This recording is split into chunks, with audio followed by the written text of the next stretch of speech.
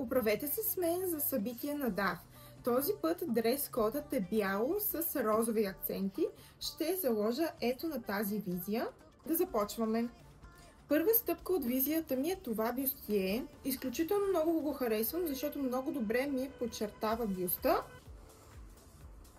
Така, вижте колко добре се получава. Сакото ми е фаворит. Също от Zara. Много класи визия. Много ми харесва как ми стои и то е малко вталено в талията и предава извивки.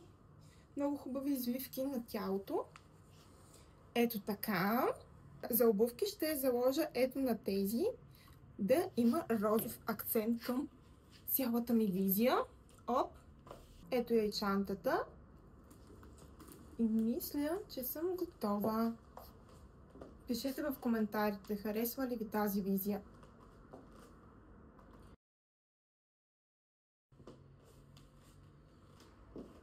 Айде, бай!